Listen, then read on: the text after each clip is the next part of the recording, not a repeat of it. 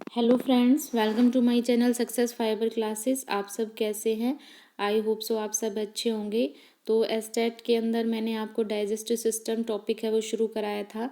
तो आज मैं आपको डाइजेस्टिव जो सिस्टम टॉपिक है वो कराऊंगी, और इसमें जो एलिमेंट्री कैनाल के जो हमने पार्ट शुरू कर रखे थे तो वो हम आगे कंटिन्यू करेंगे। तो आज बेसिकली जितने भी जो पार्ट रह गए हैं वो करेंगे।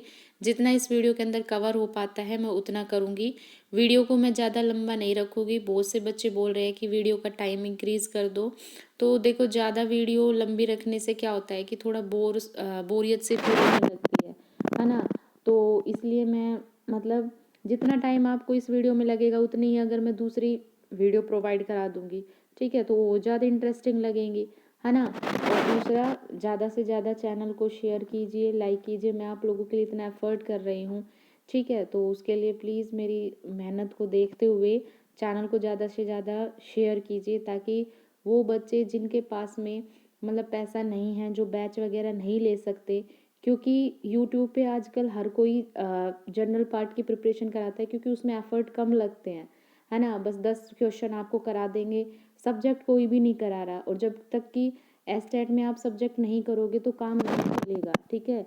इसमें जनरल पार्ट के साथ साथ आपका सब्जेक्ट पे भी पकड़ होनी चाहिए, ठीक है। तो मैं आपको वो सब्जेक्ट प्रोवाइड करा रही हूँ, क्योंकि मैंने एनालाइज किया है कि यूट्यूब के ऊपर कोई भी सब्जेक्ट नहीं पढ़ाता, ठीक है। बस एक वीडियो पढ़ाएंगे और फिर छोड़ देंगे। तो इसलिए मेरी एफर्ट्स को देखते हुए थोड़ा चैनल को शेयर कीजिए, ताकि लोगों के पास में ज़्यादा से ज़्यादा वीडियो पहुँचे। तो आज मैं जितना टॉपिक कराऊंगी, ठीक है, तो ये टॉपिक हम करेंगे। इसके बाद में स्मॉल इंटेंस्टाइन और लार्ज इंटेंस्टाइन है वो रह जाएगा, फिर वो मैं नेक्स्ट वीडियो में कवर करा दूंगी। और इससे पहले एक एमसीक्यू पीडीएफ है वो भी मैं लेकर आऊँगी। तो देखो, यहाँ पर आज जनरली है टिथ के बारे में। तो टिथ देखो, टिथ जो होता है, अगर हम टिथ की बात करें तो एक ह्यूमन के अंदर टोटल 32 टिथ होते हैं, ठीक है। और उसकी प्रत्येक जो में जो मतलब होता है जबड़ा, हर जबड़े में 16 दांत होते हैं, जो 8-8 के अंदर मतलब डिस्ट्रीब्यूट होते हैं, है ना। तो मतलब इस तरह से, जैसे मान लो ये एक जो होता है, ठीक है, और ये एक जो होता है, तो इसमें क्या होता है कि एक जो के अंदर टोटल 16 होते हैं। तो इसमें क्या होता है, इधर 8 होते हैं, इधर 8 होते हैं, इस तरह से इधर 8 होते हैं, इधर 8 होते हैं। तो इस तरह से इनका डिस्ट्रीब्यूशन होता है, ठीक है। और एक फिर उसके अंदर टिथ के टाइप होते हैं, जैसे इंसिसर हो गया, कैनिन हो गया, प्रीमोलर हो गए, मोलर हो गए। तो इस तरह से इनका डिस्ट्रीब्यूशन होता है, ठीक है। तो टिथ के टाइप है वो कितने होते हैं, देखो टिथ के अगर हम टाइप की बात करते हैं तो सबसे पहला होता है इंसिसर। इंसिसर होता है जिससे हम अपने खाने को काटते हैं, ठीक है। और ये बेसिकली कब आते हैं, 6 महीने की एज पर ये इंसिसर जो टिथ है वो आ जाते हैं। उसके बाद सेकंड टाइप के टिथ होते हैं कैनिन। कैनिन है जिससे कोई भी मनुष्य अपने फूड को फाड़ने का काम करता है, ठीक है। ये कब आते हैं, ये 16 से 20 महीने की जब एज होती है तब ये दांत आते हैं। ये इंपॉर्टेंट है, यहाँ से क्वेश्चन बनता है, ठीक है। उसके बाद फिर आता है प्रीमोलर। प्रीमोलर क्या होते हैं, जिनसे हम क्या करते हैं, फूड को चबाते हैं। बेसिकली जो प्रीमोलर और मोलर दोनों का काम सेम है। ये क्या करते हैं, हमारे फूड को ना ग्राइंड करने का काम करते हैं, बिल्कुल छोटे छोटे पीस में जो हम तोड़ते हैं वो इन्हीं दो टिथ की सहायता से हम करते हैं। प्री मोलर तो 10 से 11 साल की उम्र में आते हैं, और जो मोलर होते हैं वो 12 से 15 जो महीने की एज होती है उसमें ये आ जाते हैं, ठीक है। दोनों क्या करते हैं, ये भोजन को ग्राइंड करते हैं, इनको स्टीमिंग करने का ये काम करते हैं। अब बात आती है कि मनुष्य के अंदर कौन से टाइप की जो अरेंजमेंट है वो पाई जाती है टिथ में। तो ये डाइफियोडेंट होती है। डाइफियोडेंट का मतलब होता है द्विबार दंती। मतलब इसमें क्या होता है, 2 बार टिथ आते हैं एक ह्यूमन के अंदर। एक आते हैं मिल्क टिथ, है ना, जो बचपन में होते हैं, और उसके बाद जब मिल्क के टिथ टूट जाते हैं फिर आते हैं परमानेंट टिथ।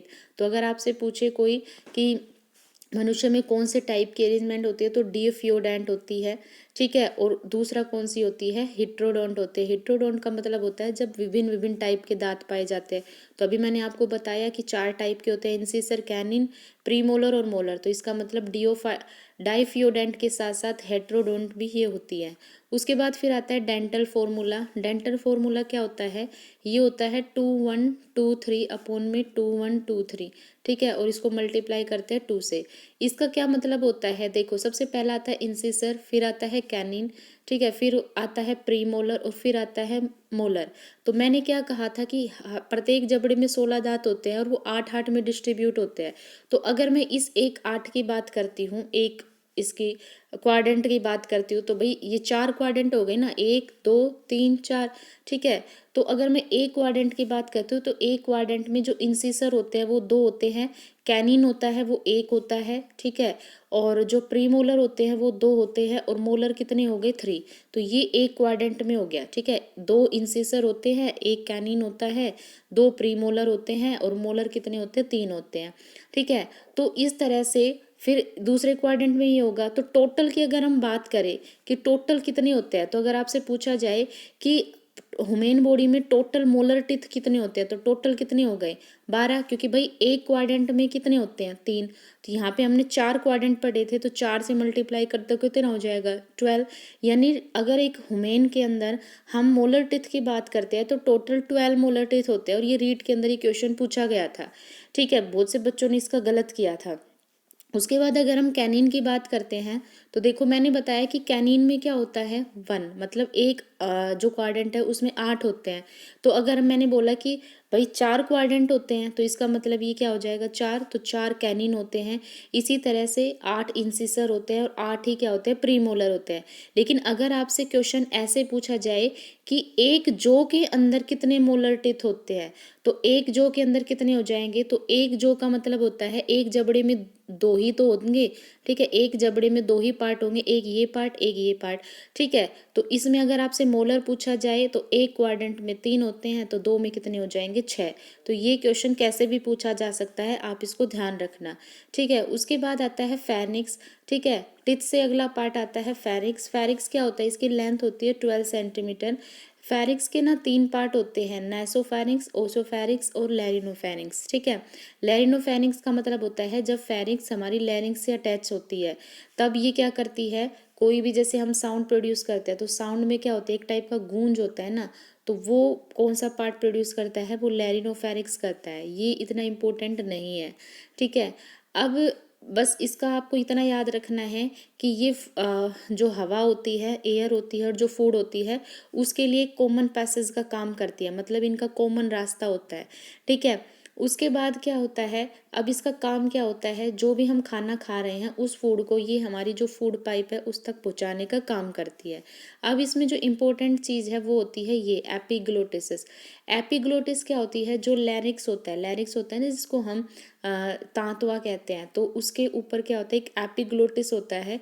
ये एपिग्लोटिस क्या करता है, जो हमारी ट्रैकिया होती है, ट्रैकिया क्या होती है, जो हमारी सांस की नली होती है उसको हम बोलते हैं। तो एपिग्लोटिस क्या करता है, जैसे आपने देखा होगा कि जब हम भोजन खाते हैं, हम खाना खाते हैं और खाना खाते टाइम अगर हम बोल जाते हैं तो हमें दांस उठने लगती है ना।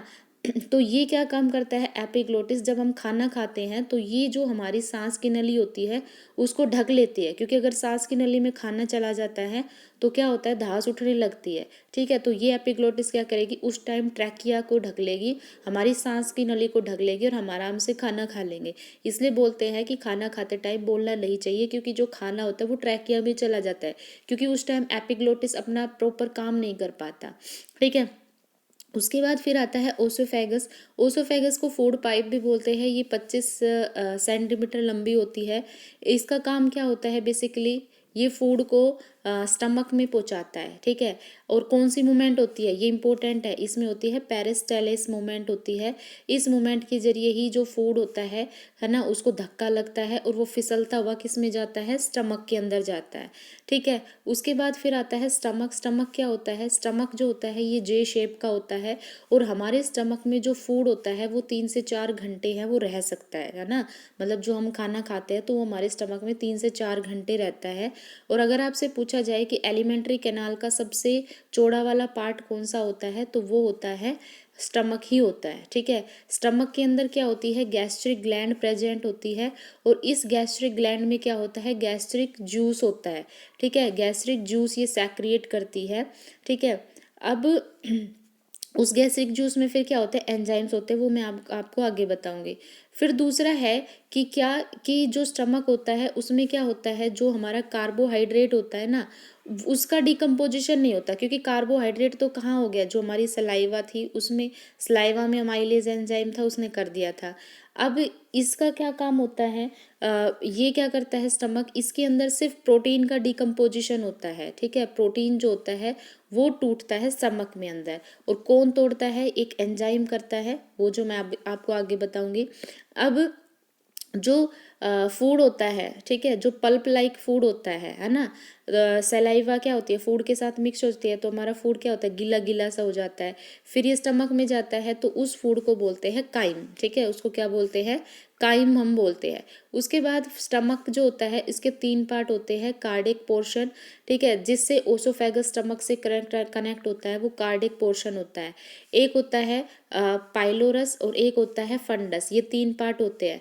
फंडस क्या होता है, फंडस पाइलोरस और कार्डिक पोर्शन इसके बीच का होता है, मतलब ये मिडल वाला पार्ट होता है स्टमक का। जो पाइलोरस होता है ये क्या करता है, जब स्टमक है इंटेस्टाइन से जुड़ता है तो वो पाइलोरस के थ्रू ही जुड़ता है, ठीक है। उसके बाद फिर मैंने आपको बताया कि जो गैस्ट्रिक ग्लैंड होती है वो गैस्ट्रिक जूस सेक्रिएट करती है। अब इस गैस्ट्रिक जूस का नेचर कैसा होता है, देखो इसका पीएच 1.8 होता है ना, 1.8 होता है, तो ये 7 से कम है, तो इसका मतलब एसिडिक, यानी जो गैस्ट्रिक जूस है इसका नेचर कैसा होता है, एसिडिक। सलाइवा का पूछा जाए तो वो भी नेचर में कैसी होती है, एसिडिक होती है। उसके बाद जो गैस्ट्रिक जूस होती है ये एक मकस भी सेक्रिएट करती है, एंजाइम सेक्रिएट करती है, और इसका एक HCl एसिड पार्ट होता है। एंजाइम जो होते हैं इसमें गैस्ट्रिक जूस में, वो 3 टाइप के एंजाइम होते हैं, एक पेप्सिनोजन होता है, एक रेनिन होता है और एक लाइपेज होता है, ठीक है। अब बेसिकली अब जो पेप्सिन होता है, पेप्सिन एंजाइम, इसका काम क्या होता है, जो प्रोटीन होता है ना, मैंने क्या कहा कि स्टमक में प्रोटीन का ब्रेक डाउन होता है, तो उस प्रोटीन को तोड़ने का काम कौन करता है, वो पेप्सिन एंजाइम करता है। उसके बाद दूसरा एंजाइम होता है रेनिन। जो रेनिन एंजाइम होता है, सबसे पहले तो ये मतलब किसके गैस्ट्रिक जूस में प्रेजेंट होता है, जो इन्फेंट होते हैं, जो छोटे बच्चे होते हैं, है ना, उनके गैस्ट्रिक जूस में रेनिन एंजाइम प्रेजेंट होता है। ये क्या करता है, जो डाइजेस्ट करता है, जो कैसीन प्रोटीन होता है ना, ठीक है, जो कैसीन प्रोटीन होता है उसको ये मतलब तोड़ने का काम करता है, ठीक है। दूसरा उसके बाद थर्ड जो एंजाइम था वो था लाइपेज। जो लाइपेज एंजाइम होता है ये एक वीक एंजाइम होता है, और ये क्या करता है, बेसिकली फैट को डाइजेस्ट करता है, मतलब फैट को छोटे छोटे पार्ट में डिवाइड करता है। उसके बाद फिर मैंने एक चीज़ बताई आपको, HCl एसिड भी गैस्ट्रिक जूस का ही पार्ट होता है। तो हमारी जो स्टमक होती है, स्टमक की वॉल में सेल होती है, जो कौन सी सेल होती है, ऑक्सीनेटिक सेल। वो ऑक्सीनेटिक सेल HCl सेक्रिएट करती है। इस HCl का काम क्या करता है, एक तो जो बैक्टीरिया होता है, भाई जब हम खाना खाते टाइम अपना मुंह खोलते हैं तो उस टाइम क्या होता है, सराउंडिंग से बैक्टीरिया एंटर करते हैं, तो एक तो इस बैक्टीरिया को किल करने का काम करता है। दूसरा ये क्या करता है, जो पेप्सिनोजन एंजाइम होता है उसको एक्टिव पेप्सिन के अंदर कन्वर्ट करता है, ताकि वो प्रोटीन की ब्रेक डाउन कर सके, ठीक है। लेकिन जब ये जो एसिड है HCl एसिड अगर ज़्यादा मात्रा में प्रोड्यूस होने लग जाए तो उसकी वजह से क्या होता है, हमारी स्टमक में एसिडिटी होती है, जिससे हमें पेन होता है और इरिटेशन होती है। तो उस पेन और इरिटेशन को शांत करने के लिए हम कुछ एंटा एसिड्स यूज़ करते हैं, जैसे हम इनो यूज़ करते हैं, ठीक है। तो एक एंटा एसिड होता है वो जो होता है मिल्क मैग्नीशिया, ठीक है। ये क्या करता है, हमारी स्टमक में जो एसिडिटी होती है उसको ट्रीट करने में हेल्प करता है, ठीक है। अब ये कुछ टिथ है आपको याद रखने हैं, किस में कितने टिथ होते हैं। तो चाइल्ड की बात करते हैं तो उसमें टोटल नंबर ऑफ टिथ है वो 20 होते हैं। मैन की अगर हम बात करें तो टोटल 32 होते हैं। डॉग में 42 होते हैं, ठीक है। रैबिट की अगर हम बात करते हैं तो इसमें कितने होते हैं, 28 होते हैं। हॉर्स में कितने होते हैं, 44 होते हैं, सबसे ज़्यादा हॉर्स में होते हैं। उसके बाद एलिफेंट की बात करते हैं तो इसमें 26 होते हैं। और कैट की बात करें तो इसमें टोटल टिथ कितने होते हैं, 30 होते हैं। और मंकी की बात करते हैं तो इसमें टोटल कितने होते हैं, 32 होते हैं, ठीक है। तो ये यहाँ तक आज के लिए सिर्फ इतना ही। अब इसके 2 पार्ट रहते हैं, एक इंटेंस्टाइन, स्मॉल इंटेंस्टाइन, और एक लार्ज इंटेंस्टाइन। इसको नेक्स्ट वीडियो में कवर करेंगे। अभी जस्ट इसके बाद मैं एक MCQ की PDF लेकर आऊँगी, जिससे आपको पता चल जाएगा कि डाइजेस्टिव सिस्टम है है ना, उसका क्वेश्चंस आपको कैसे टैकल करने हैं। ठीक है, तो आई होप आप लोगों को वीडियो समझ आई होगी। वीडियो अच्छी लगी है तो चैनल को ज़्यादा से ज़्यादा लाइक कीजिए, शेयर कीजिए, सब्सक्राइब कीजिए। Thank you very much.